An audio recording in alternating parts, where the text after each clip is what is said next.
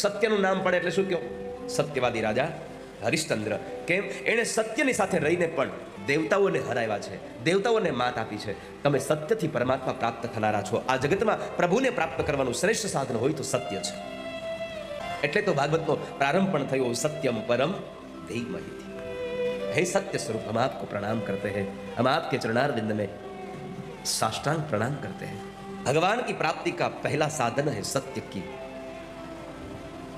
सृष्टिनी पहला स्थितिना समये અને સૃષ્ટિના અંતિમ સમય પછી, એટલે કે સૃષ્ટિ નાશ પામે પછી આ સંસારમાં કાંઈ પણ હશે તો શેષ માત્ર તમે સત્ય સ્વરૂપ બાકી રહ્યા છો, બાકી બધું જતું રહ્યું હશે.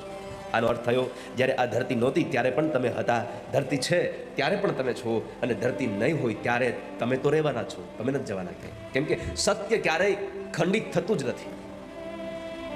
એટલે જ તો ભગવાન માટે કહેવાયું પૂર્ણમદઃ પૂર્ણમિદં પૂર્ણાત પૂર્ણમુદચ્યતે પૂર્ણસ્ય પૂર્ણમાદાય પૂર્ણમેવાવશિષ્યતે. ભગવાન આપ પૂર્ણ હો, આપ સંપૂર્ણ હો. તો આ ત્રણેય અવસ્થા પછી પણ તમે જ રહેવાના છો. આ સત્યમય દેખાતી સૃષ્ટિના એકમાત્ર કારણ કોઈ હોય તો પ્રભુ તમે છો, બીજું કોઈ જ નથી. આ દ્રશ્યમાન જગતમાં પરમાર્થ સ્વરૂપ છો. ધુરવાણી અને સમદર્શનના આપ પ્રવર્તક છો. સત્યમાં સ્થિત કરવા માટે થઈ અને અમે તમારા શરણે આવ્યા છીએ. અમે તમારામાં ભળી જવા માટે આવ્યા છીએ. અમે તમારામાં લય થવા માટે આવ્યા છીએ.